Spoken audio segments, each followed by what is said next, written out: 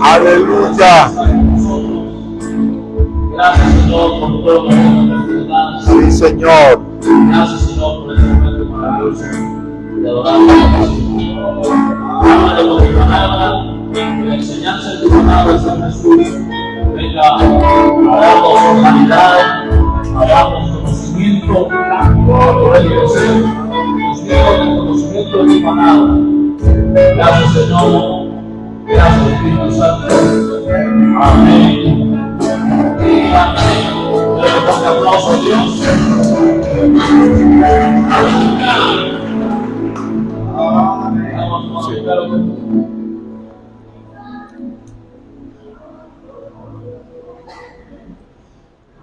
Gloria a Dios. Gloria a Dios.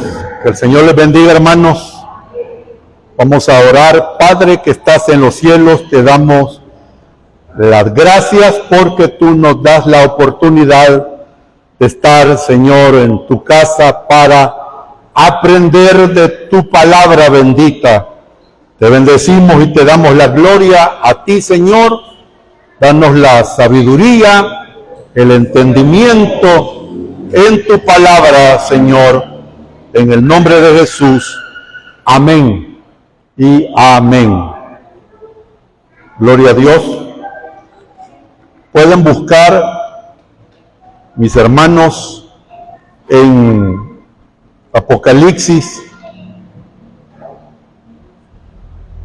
capítulo 11.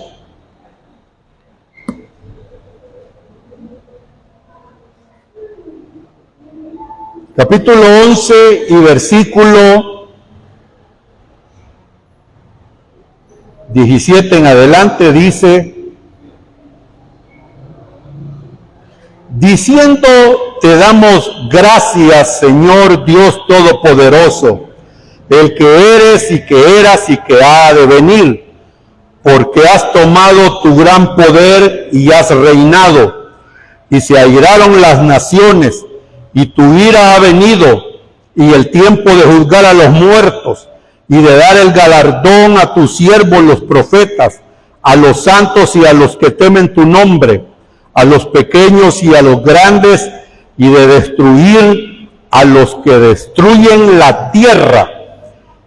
Y el templo de Dios fue abierto en el cielo, y el arca de su pacto se veía en el templo. Y hubo relámpagos, voces, truenos, un terremoto y grande granizo. Amén. Pueden sentarse, hermanitos. Gloria a Dios. Hermanos, hemos venido hablando los jueves sobre la tercera alabanza de la iglesia en el cielo. Si usted ha tenido la oportunidad de leer el libro del Apocalipsis, se encuentran varios momentos de alabanza en el cielo. Y entre los participantes de esa alabanza está la iglesia. Aproximadamente hay entre 4, algunos dicen 5 alabanzas y adoración que la iglesia hará en el cielo. Yo solamente, hermanos, hemos traído en estos jueves la tercera alabanza, pero la última también queremos estudiarla en los próximos jueves. Y si usted ha sido minucioso en estudiarlo, hemos notado que la primera alabanza es aquella donde reconoceremos como iglesia y reconoceremos a nuestro Señor como el creador de todas las cosas. La segunda es cuando veamos y honremos al Señor, que Él es digno de toda alabanza. Él es el Cordero que fue inmolado. Amén. Que dio su vida por nosotros. Y hoy, en la que estamos estudiando, es que vamos a alabar y adorar al Señor cuando sea anunciado esa venida para que Él venga a establecer su reino. Amén, hermano. Entonces, uno de los temas que es bien atacada es la venida de Jesús, la venida de Cristo. Fíjense que cuando nosotros hablamos de venida, lo primero que debemos de saber es que hay una que fuera la apertura de la venida de Jesús, que es la que se conoce como arpagesometa o arpazo en griego. ¿Qué significa? Lo que significa es arrebatamiento. El arrebatamiento va a ser la apertura de la venida de Cristo. Amén, hermano. Y ese tema del arrebatamiento es un tema muy atacado en estos tiempos. Incluso hay iglesias cristianas que ni siquiera ya le están hablando a la congregación del arrebatamiento.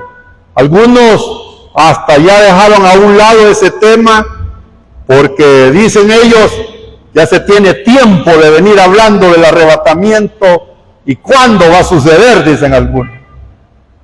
Y lo más sorprendente es que hay muchos en las redes sociales que atacan directamente el tema del arrebatamiento de la iglesia. Hay un teólogo muy famoso en el mundo, lo que sé es que tiene el apellido Vidal, pero no el hermano Vidal. Pero este teólogo, hace poco solo leí el tema que le había puesto en el YouTube, el tema de su video, y ¿sabe cómo lo tituló? El arrebatamiento es un disparate que no se debe de enseñar a la iglesia. Pero cuando uno ya comienza a sondear de a dónde vienen estos que hablan en contra del arrebatamiento, este personaje Vidal es uno que estuvo bastante tiempo con los testigos de Jehová. También estuvo metido dentro de la teología católica romana. Y hoy, entre comillas, es cristiano y tiene teología evangélica, pero la idea es atacar ese tema del arrebatamiento de la iglesia.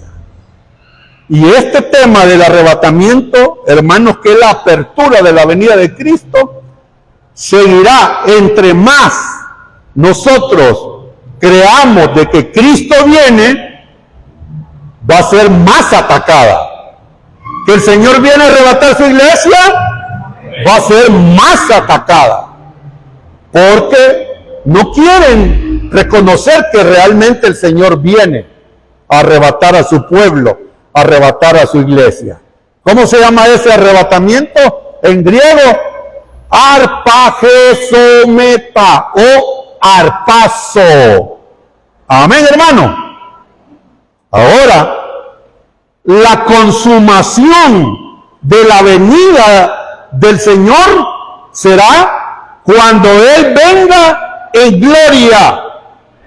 Y esa venida, cuando Él venga en gloria, preste atención, por favor, ese ya no se llama arpagesometa, sino que se llama parucía. el aparecimiento visible de Cristo en gloria, donde todo ojo lo verá. Amén. ¿Con qué propósito aparecerá Él? A establecer su reino. Y eso será anunciado antes, hermanos, en el cielo.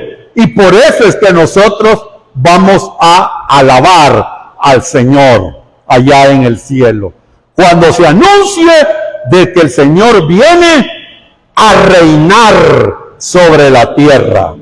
Por eso es que lo vamos a alabar y lo vamos a adorar cuando venga la parucía de Cristo.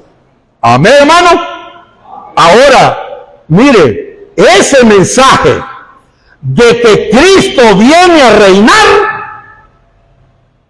a las naciones y a los reyes de la tierra no les cae muy bien ese mensaje.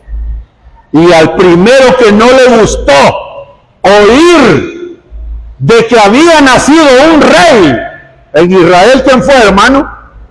Herodes. Entonces a él no le pareció cuando llegaron aquellos hombres sabios. ¿Quiénes llegaron, hermano? Algunos dicen que eran los reyes magos. ¿Cuántos eran, hermano?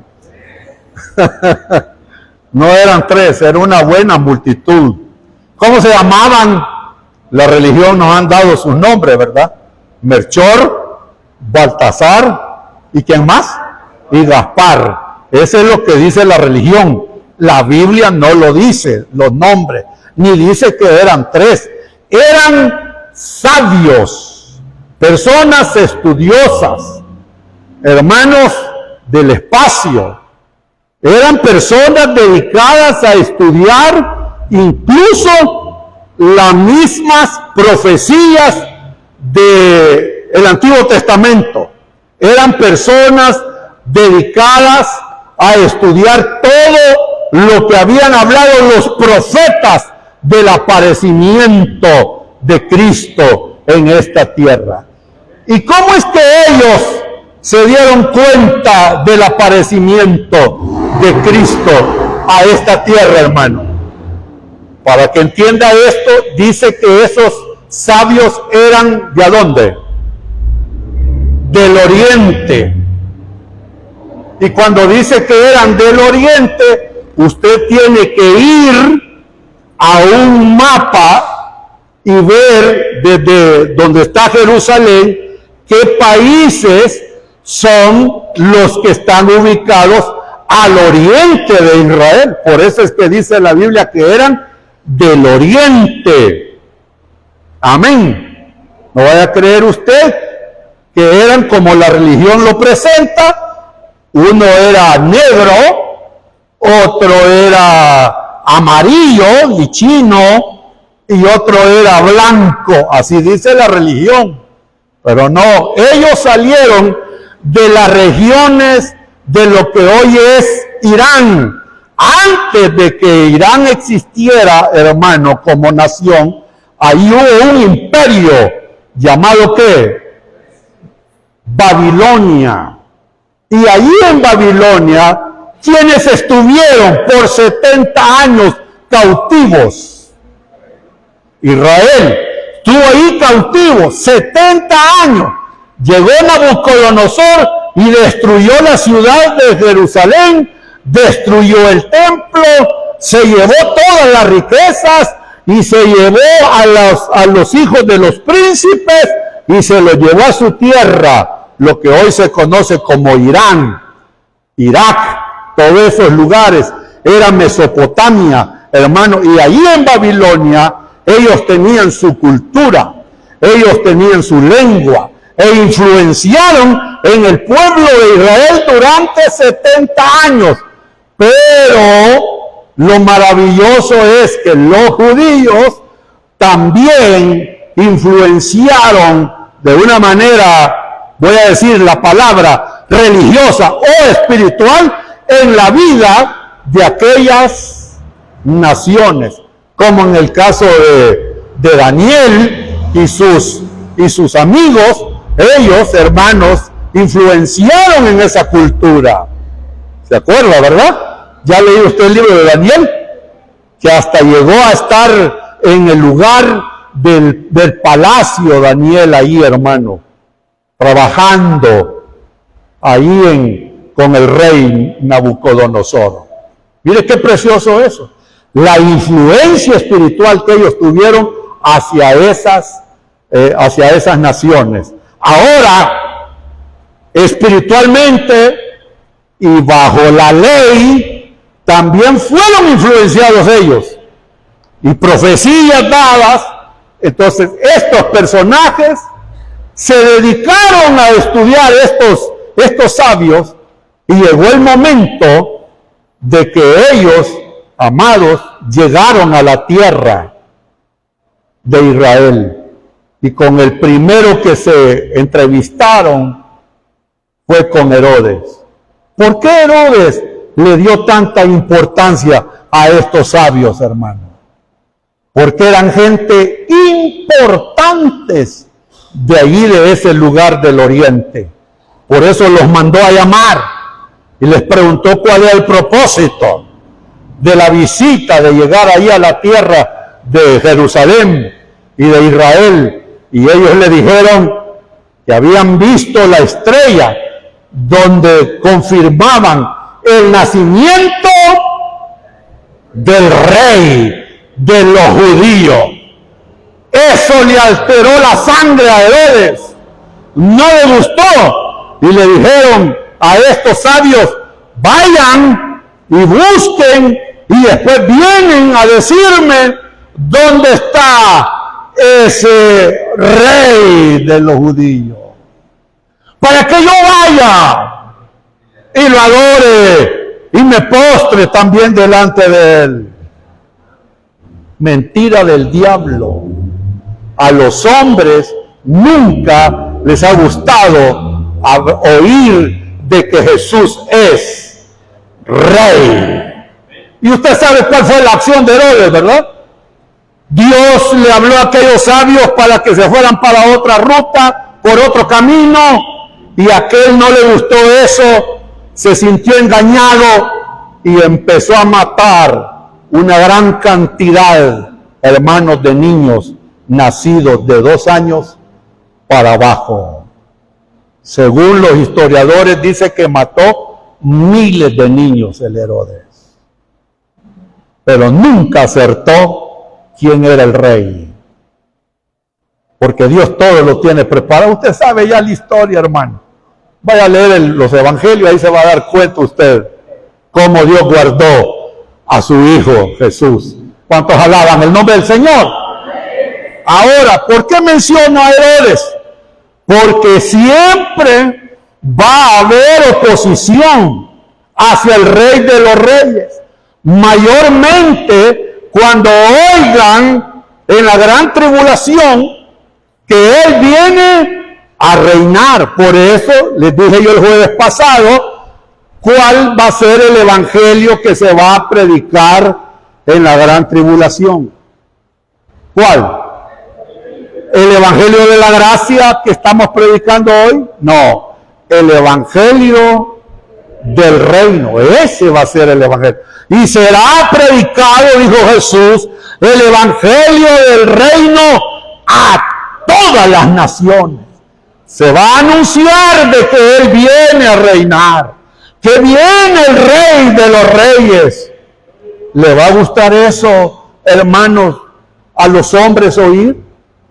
No.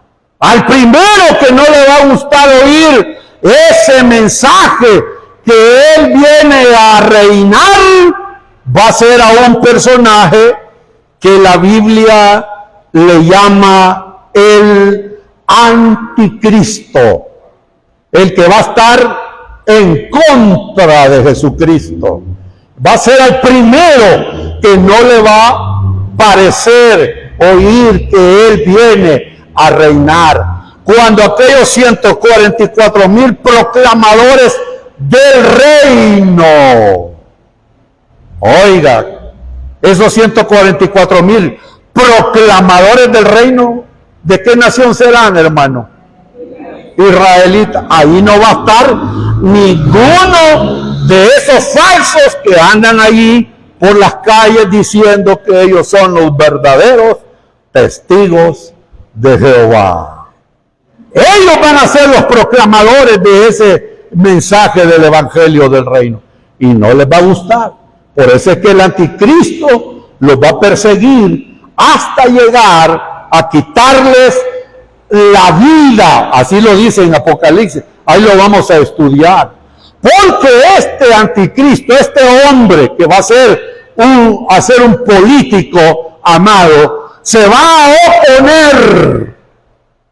a oponer a todo lo que es Dios.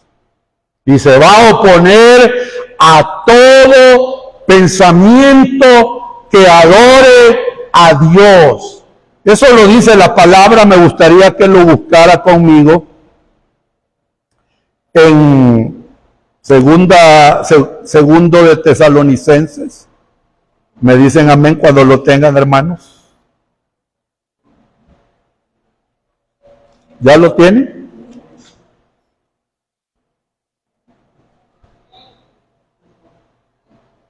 Oiga lo que dice. Capítulo 2, versículo 3.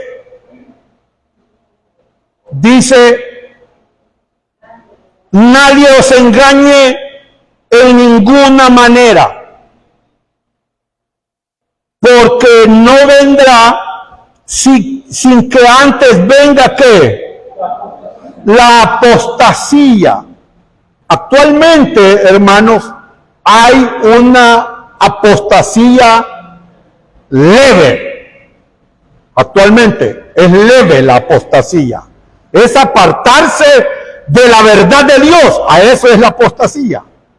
Apartarse de la verdad de Dios. Pero en la gran tribulación habrá una apostasía en su máxima expresión. Oiga bien, en su máxima expresión.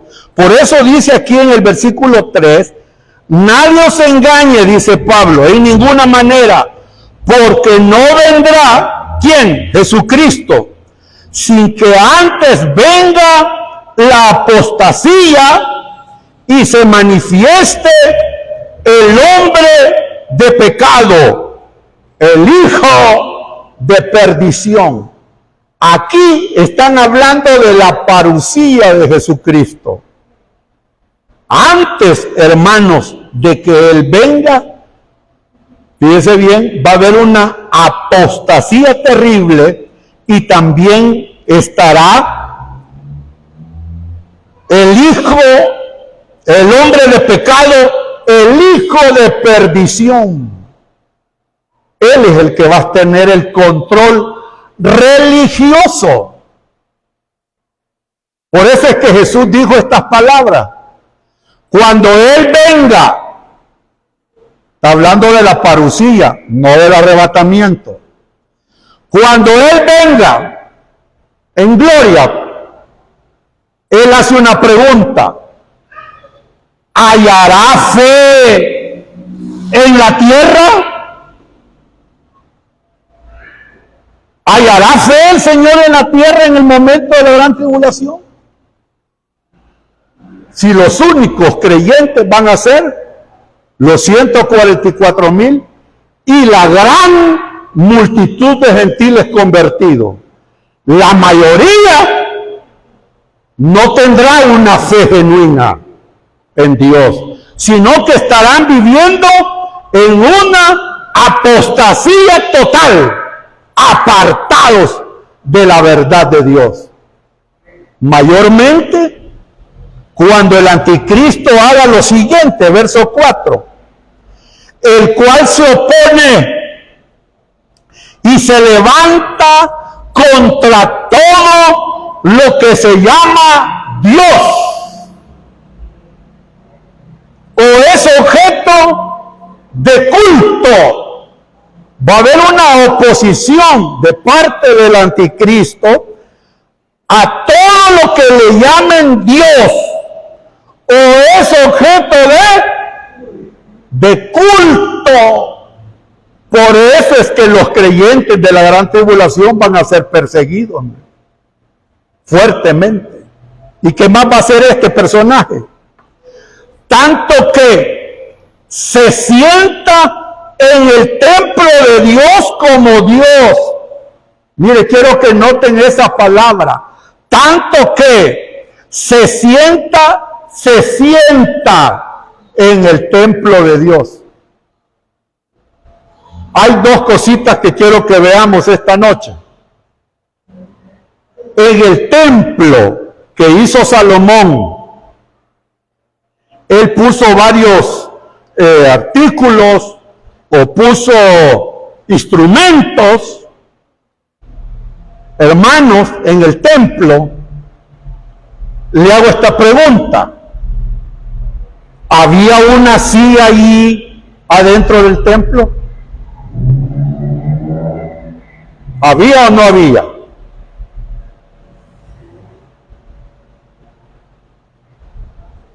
¿Qué dicen? ¿Había o no había? No había. Pero ¿por qué aquí Pablo dice que el anticristo va a entrar al templo y se va a sentar? Dice. ¿Acaso en el nuevo templo que va a tener los israelitas en la gran tribulación le van a poner una silla ahí? ¿Algún trono? Si aquí Pablo dice que se va a sentar, entonces, hermano, si el trabajo de los sacerdotes era estar en pie todo el tiempo que estaban sirviendo, pero este dice que va a entrar al templo y se va a sentar. ¿Cuál es la respuesta ahí? Mire, hermano, quiero que vea esto. El templo siempre estuvo dividido y estará dividido como lo dice la Biblia. El atrio o el patio, el lugar santo y el lugar ¿qué? Santísimo. Atrio, lugar santo y santísimo. En este lugar santísimo, el único que podía entrar una vez al año era el sumo sacerdote. Y para eso tenía que darse un gran baño y limpiarse de toda inmundicia y ponerse los trajes sacerdotales. Y los trajes sacerdotales hasta tenían en el ruedo, tenían hasta ciertas campanitas para que cuando estaba ministrando el sacerdote, el sumo sacerdote, si en dado caso a Dios no le agradaba, hermano, ese servicio que estaba prestando el sumo sacerdote, caía muerto inmediatamente. ¡Pum!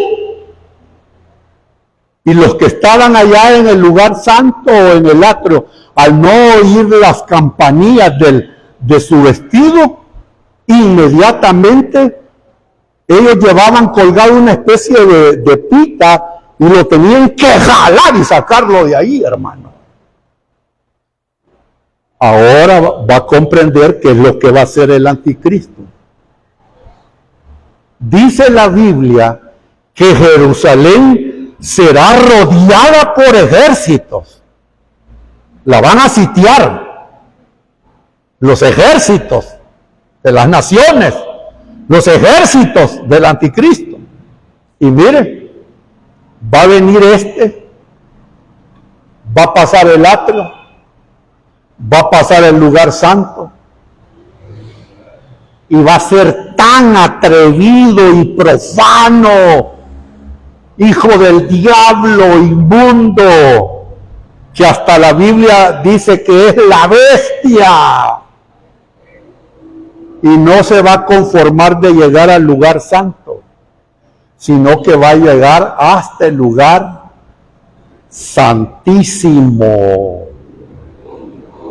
Y cuando ahí dice, hermano, que se va a sentar, es que se va a dar cierta autoridad. Y ahí es donde la autoridad va a ser religiosa. Y va a decir, yo, ahí lo dice claramente, hermano, se siente en el templo de Dios como Dios, haciéndose pasar por Dios. Le hago esta otra pregunta.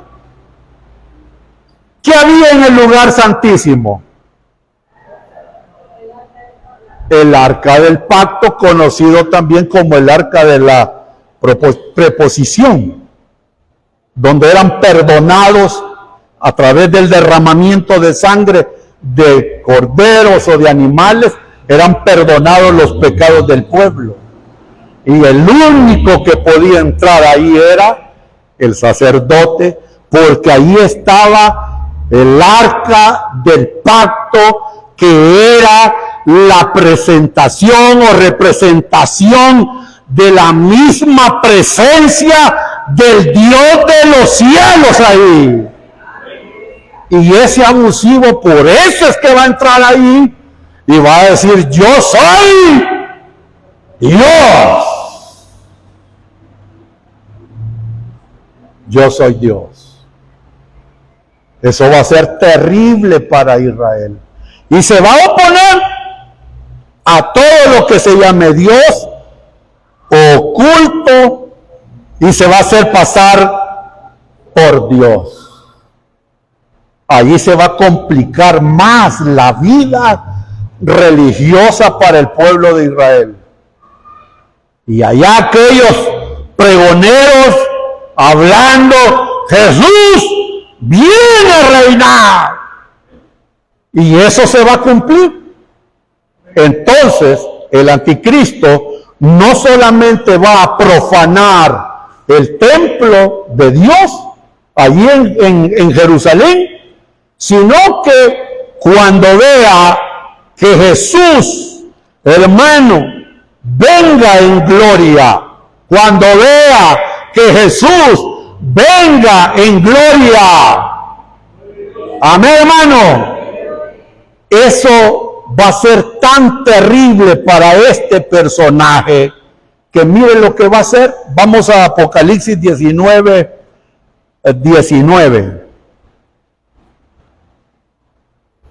¿Lo tienen? Apocalipsis 19. Oiga lo que dice. Y vi a la bestia. ¿A quién vio, hermano? ¿Quién es la bestia? El anticristo. A los reyes de la tierra y a sus ejércitos reunidos para guerrear contra el que montaba el caballo y contra todo su ejército. ¿Se acuerda que el jueves pasado yo les dije que el Armagedón va a tener dos etapas? Uno, la guerra hombres con hombres. ¿La guerra con qué? Hombres con hombres. Y cuando le hablo de la guerra hombre con hombre, es que las naciones y los reyes de la tierra van a querer desaparecer del mapa al pueblo de Israel que viva en ese tiempo de la gran tribulación. No lo van a querer ver a esa nación. Van a tratar de aniquilarla totalmente. Pero ellos, dice Zacarías en el capítulo 14, que ellos clamarán a Dios y Dios les responderá. Y es ahí, hermano, que la respuesta que Dios ha de dar es la parucía de Cristo. Y Él viene. ¿A qué viene, hermano? Pero antes de reinar viene a pelear por su pueblo. ¿Cuántos alaban el nombre del Señor? Por eso es que será allí y hasta allí que Israel tendrá victoria, porque ahí ya no va a pelear Israel con los otros hombres, sino que va a pelear Dios por su pueblo Israel. Amén, hermano.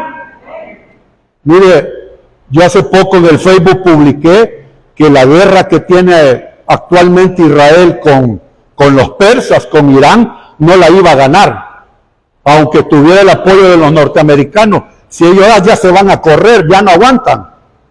Y yo puse ahí, Israel la va a perder. Miren, muchos hermanos, ay, ¿qué le pasa, hermano? Otros hasta me dijeron, ¿y usted que odia al pueblo de Israel? No, yo no lo odio. Es que no es el tiempo de la victoria. Quien le va a dar la victoria al pueblo va a ser Jesucristo cuando venga como Rey de Reyes y Señor de Señores. Amén, hermano.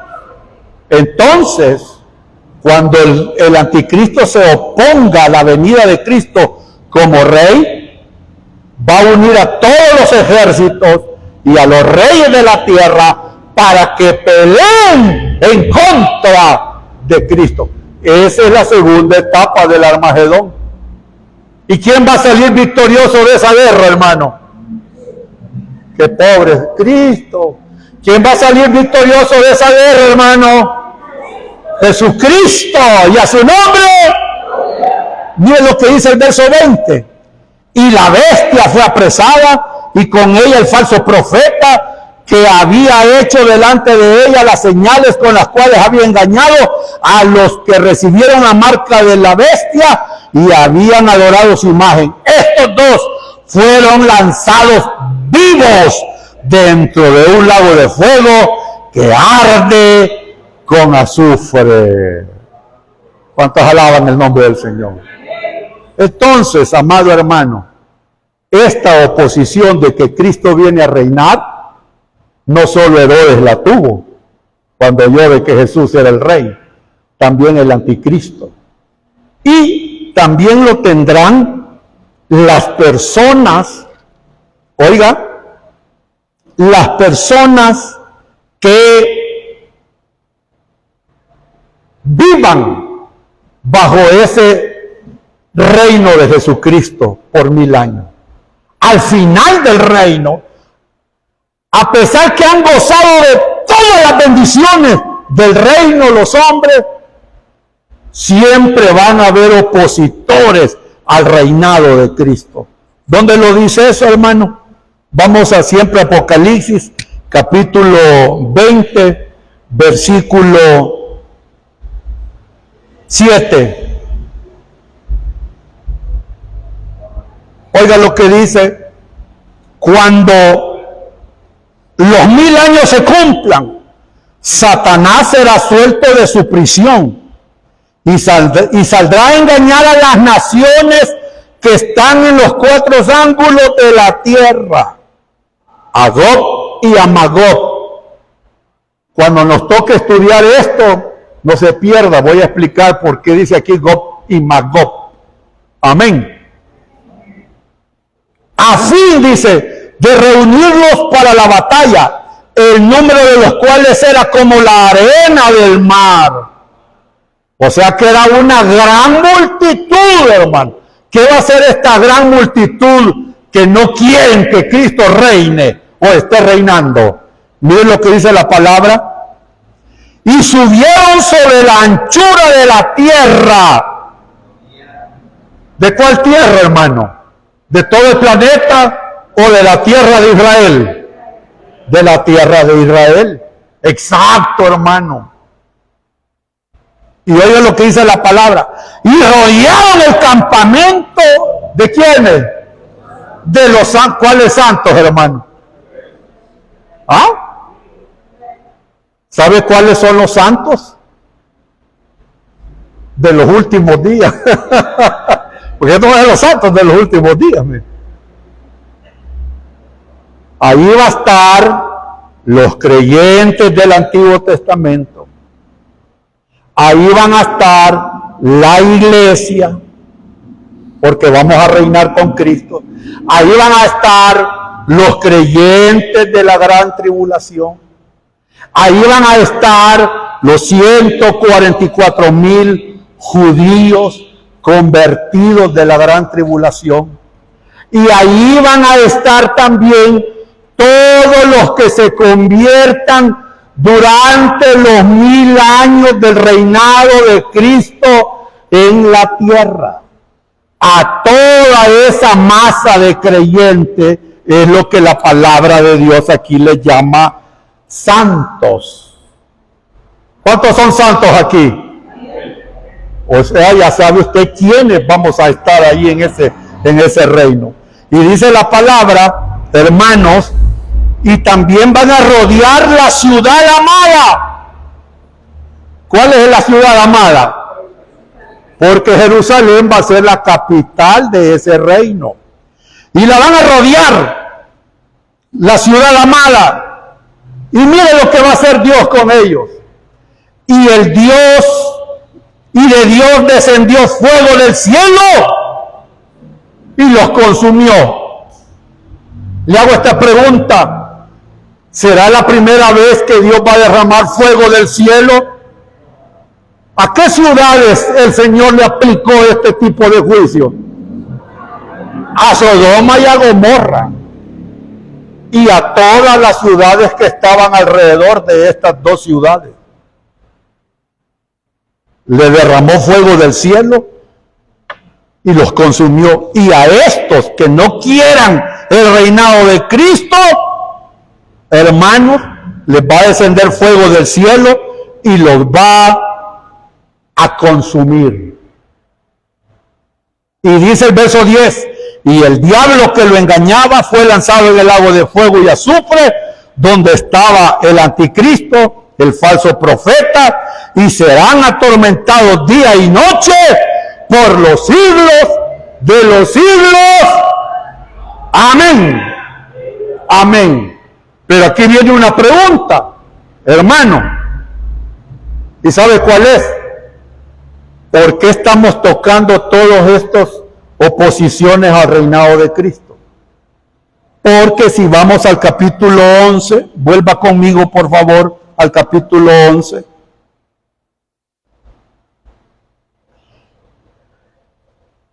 Versículo 17 dice que nosotros como iglesia le vamos a decir: te damos gracias, Señor Dios Todopoderoso, el que eras y que era y que ha de venir, porque has tomado tu gran poder y has reinado. Pero el verso 18 dice, primer evento, se airaron las naciones. Por eso es que les he enfocado todo del anticristo, hermanos, de la gente que al final del reino también no van a querer. Dice aquí la palabra, hermanos, claramente, y se airaron las naciones. Y la ira de Dios ha venido. Fíjese, hermano, que aquí cuando dice la ira de Dios ha venido, este es el segundo evento. Antes que se dé esta alabanza, ya Dios ha venido derramando su ira a través de los sellos, y no se pierdan los estudios, a través de los toques de trompetas, y todavía dice aquí, y su ira ha venido. ¿Qué otros juicios faltan? Ya estuvieron los sellos, las trompetas, las copas, y tu ira ha venido. O sea, hermano, va a ser de más fuerte y con más golpes para los que moran en la tierra. Por eso dice aquí que aunque no quieran, hermanos, que Cristo venga a reinar, la ira de Dios se va a derramar sobre ellos. Tercer evento que se va a dar, siempre en el versículo 18, y el tiempo de juzgar ¿a quiénes? A los muertos. ¿De qué nos habla aquí la palabra, hermano? Nos habla de lo que se conoce el tribunal del trono blanco, o el juicio final, que es todo donde han de pasar todos los impíos de todos los tiempos, donde los libros de las obras van a ser abiertas. Esto se lo expliqué el jueves pasado. Ese es otro propósito, el por qué es necesario que Cristo venga, hermano. Va a venir a hacer ese juicio final, que es el tercer evento. Cuarto evento, verso 18. Dar el galardón a sus siervos, los profetas. Amén. ¿Dar su galardón a quiénes? ¿A qué creyente está hablando ahí? Antiguo Testamentario. También dice, hermano, a los santos y a los que temen tu nombre. ¿A dónde los va a recompensar el Señor, hermano? ¿A dónde? Mire, hoy he estado bien preguntón. ¿Han notado usted eso? Porque quiero que se les despierte el pensamiento. ¿A dónde van a ser recompensados? ¿Ah? Los creyentes de la iglesia en el cielo, en el tribunal de Cristo. Los creyentes del Antiguo Testamento, los mártires y los creyentes de la gran tribulación será en el milenio. Por eso dice la palabra a los profetas, hermanos, ¿a quién más dice? A los santos y a los que temen tu nombre, a los pequeños y a los grandes. No está hablando en estatura, sino en la posición en que se le fue dada a estos hombres de Dios. Fíjese que cuando uno va a estudiar teología, a uno le enseñan profetas mayores, profetas menores. Yo no sé por qué enseñan eso en los institutos, profetas mayores y profetas menores. Todos eran profetas de Dios, ¿o no? Pero su obrar y su contenido, ahí era la diferencia. Su obrar y su contenido era muy diferente. El contenido de Isaías, por ejemplo. El contenido de Daniel, de Jeremías. Esos libros fuertes, hermano. Ahora si hablamos de Abdías, ¿de qué más? Otro libro pequeño. Joel. ¿Ah? Jonás. Que aquel le dijeron que se fuera para un lugar y sale para otro. Y dice, hay unos escritos que hasta lo predicamos hasta cómo hacer la obra de Dios y que no seamos rebeldes. Eso son los mensajes.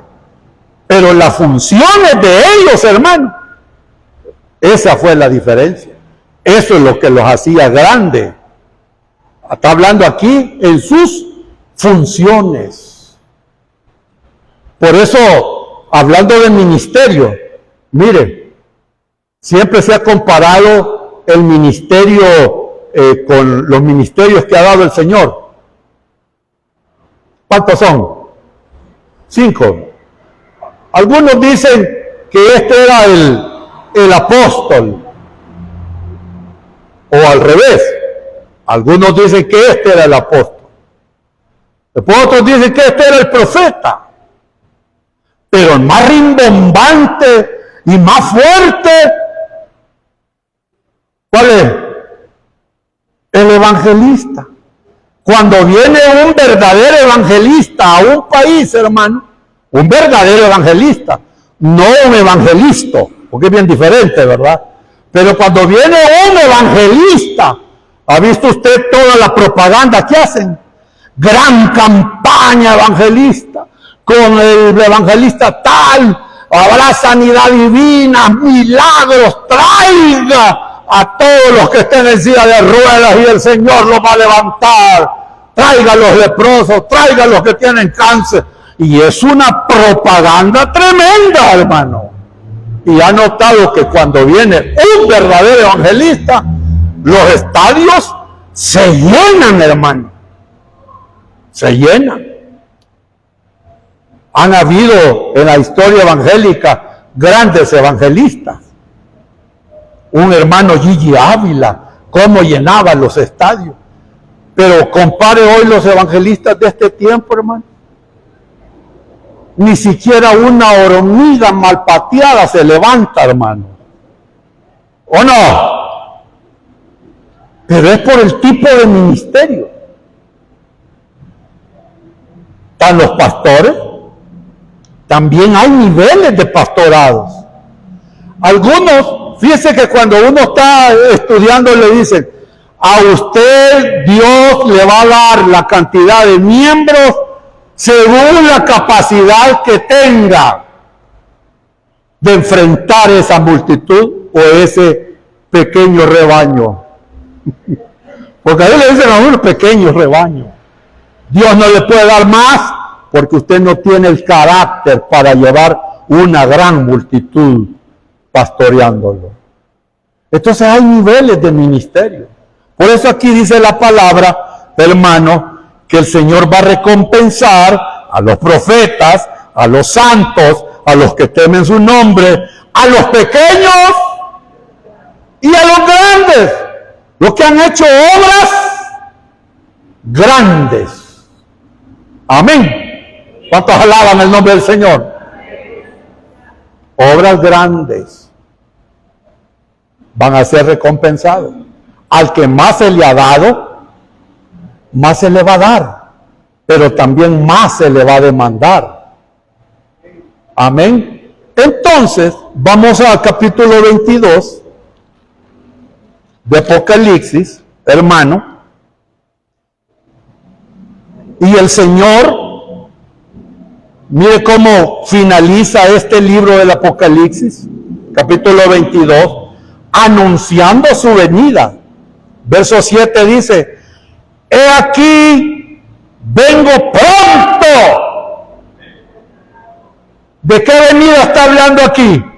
¿Arpajesometa o parucía? Parucía. He aquí, vengo pronto. Aleluya. Pero ya en el verso 12, siempre el capítulo 22, oiga lo que dice.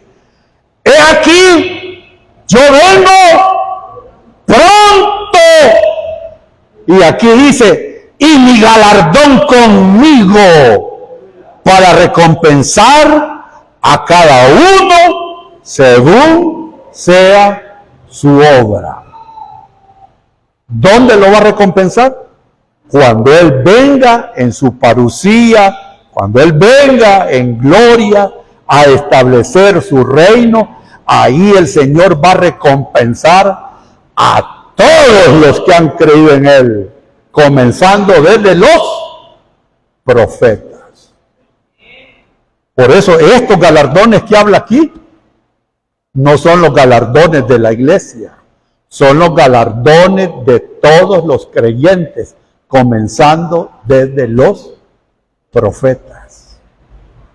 He aquí, yo vengo pronto y mi galardón conmigo para recompensar a cada uno según sea su obra. Le hago esta pregunta, hermano. No sé cuántas preguntas le he hecho en todo el mensaje, pero oiga,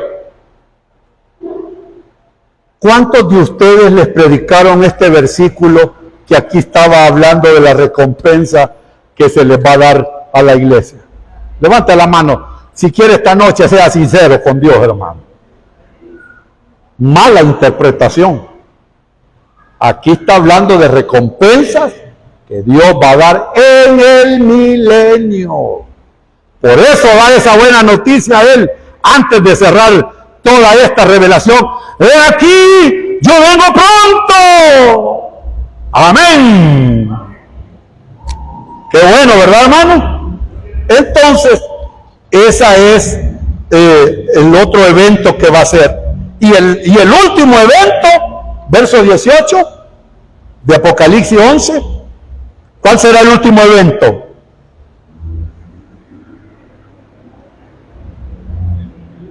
11:18. ¿Cuál será el último evento? ¿A quién va a destruir? A los que destruyen la tierra. Mire, hermano, el hombre, Dios le dio la creación para que la cuidara, para que la protegiera. Por eso es que hay en ciertas naciones que se han levantado leyes para que no maten ni pericos, ni guaras. Yo no sé, los que viven aquí en Cuscatancingo, ¿ha oído usted por la mañana unas guaras que pasan a veces tipo 5:30, 6 de la mañana? ¿Ya las ha oído o no? Y cuando va la gran periquera, haciendo una gran bulla, ¿ya los ha visto usted? Es prohibido que usted mate uno de esos pájaros, hermano, una guara, o que capture unos 3, 4 garrobos y los ponga así para sufriendo y los tiene amarrados. Vaya, garrobo, $200 ya. Eso está prohibido ya también. Hasta para botar un árbol usted tiene que pedir permiso, hermano. Si no, le cae unas grandes multas. Y usted dice, voy a botar estos árboles aquí en mi casa. Por fin están en mi terreno, aunque estén en su terreno. Y usted los bota y empieza a construir. Si la alcaldía se da cuenta, le van a ir a botar toda la casa, hermano, por no pedir permiso. Y sonrían que Cristo les ama. Pero mire, hay lugares que no les importa la naturaleza y destruyen, y destruyen, y destruyen, y destruyen. A mí me ha dolido terriblemente la destrucción que están haciendo allí en la finca El Espino, hermano. Por un estadio y por un cisco, que el cisco solo allá en el último mes del año se usa. Todo el año ahí pasa en abandono. Y del estadio, hermano, en que no pueden mantener el estadio Mágico González, antes llamado Flor Blanca, y ya con un estadio chino, hermano.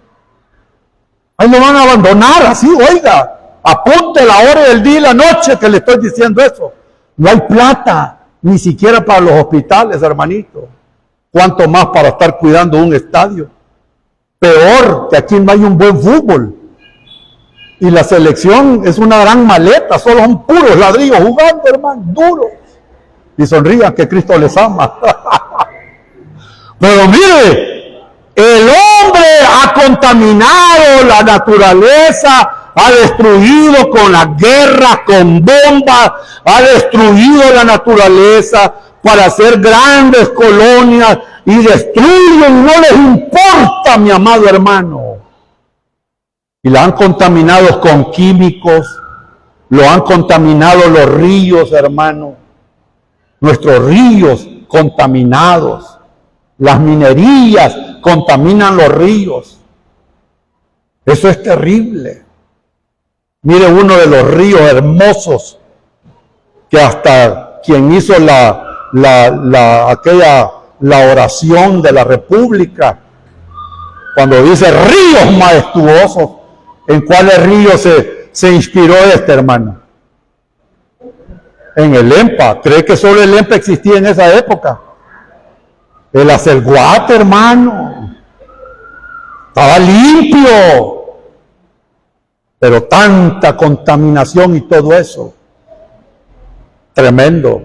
Pero la tierra no solamente con eso ha sido contaminado, sino que moralmente y espiritualmente, con filosofías, con creencias ateas, amado hermano, con pensamientos e ideologías, por ejemplo, ideologías de progresistas, una contaminación de inmoralidad, la moral ha sido ofendida y todo eso, el mundo ha venido viviendo eso. Entonces dice el Señor, llegará el día cuando yo venga como Rey de Reyes y Señor de Señores, que voy, así lo dice claramente, voy a destruir a los que destruyen la tierra.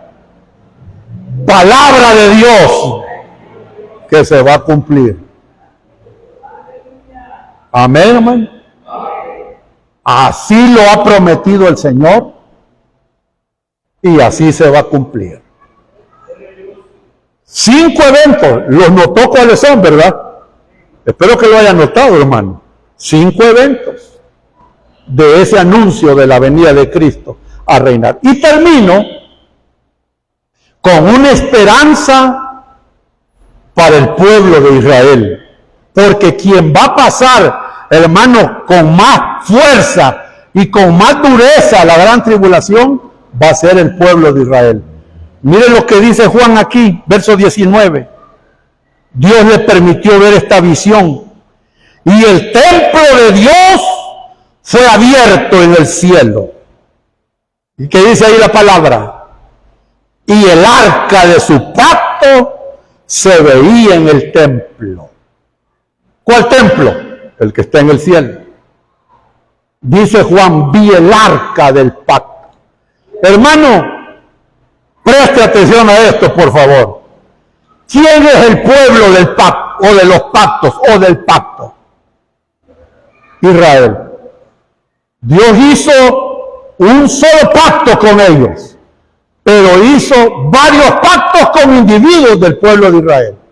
Ahí tenemos a Abraham, a David, amén, hermano. También tenemos el nuevo pacto que viene a ser parte de nosotros, mi amado hermano, que Él viene también a restaurar la vida espiritual del pueblo de Israel. Por eso es que dice la palabra, y el templo de Dios fue abierto en el cielo, y vi, dice Juan, el arca de su pacto en el templo. Promesa de que Dios estará con su pueblo. Hace unos minutos atrás yo le expliqué qué es lo que había en el lugar santísimo del templo. ¿Qué era? ¿Y qué representaba el arca del pacto? Presencia de Dios. Lo que está diciendo Dios ahí, oiga, pueblo de Israel, yo estoy con ustedes. Yo estoy preservándolos. Yo estoy para guardarlos. Yo estoy, a pesar que el anticristo los quiera aniquilar con todos los otros reyes de la tierra y las naciones, yo estoy con ustedes, porque el Dios nuestro es el Dios de pacto con su pueblo Israel. Amén. Él es fiel a sus pactos. Amén, hermano. ¿Y qué más dice ahí la palabra? Después de haber visto esa visión, mire, para los que moran en la tierra, y un relámpago, voces, truenos. Aquí está hablando de juicios. Y un terremoto y grande granizo. Por eso es que Apocalipsis dice, ay de los moradores de la tierra. Para su pueblo Israel, fidelidad, lealtad, preservación para ellos. Para los demás, juicios, terremotos, granizos. Y va a ir viendo usted los otros juicios que van a caer sobre el mundo entero. Amén. ¿Se les quedó, hermano? Un poco larguito. Pero si no les quedó todo, si usted es amigo mío aquí de Meta, así se llama hoy, ya Facebook ya está a un lado, vaya a buscarlo. Y usted, no, este pedacito no se lo entendía al hermano. Y ahí escúchelo todo. Póngase audífono para que su marido no lo esté molestando. Amén. Si es que así han dicho, hermano, que cuando uno no quiere que lo molesten, póngase audífono y nadie lo va a molestar. y apártese. Esa es la realidad. Yo sé que esto es bastante fuerte lo que dije esta noche, hermano. No fuerte porque los haya ofendido, fuerte en el contenido. Vaya, y ahí sí, usted sigue estudiando, sigue rumiando la palabra. Ya sabes qué es rumiar, ¿verdad? ¿Qué es, hermano? ¿Ah? Lo que hace el semoviente, le llaman, ¿verdad? Tienen como 4 estómagos y ellos comen. Y llega un momento en que sacan el bolo alimenticio, lo regresan del estómago. Y por eso usted ha visto a los bueyes, a las vacas, hasta espuma echan. Vaya, a eso le llaman rumiar. Entonces vaya a rumiar la palabra. Amén. Vamos a orar. Padre que estás en los cielos, te damos las gracias por tu palabra, te bendecimos y te damos la gloria a ti, oh Dios. Gracias por lo que nos has enseñado. Gracias, Señor, porque hemos terminado esta tercera alabanza que vamos a hacer en el cielo como iglesia. A ti, oh Dios.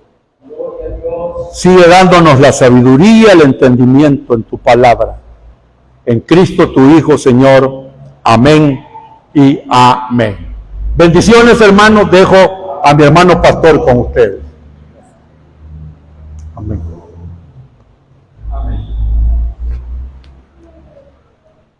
Bendecimos el nombre de nuestro Dios.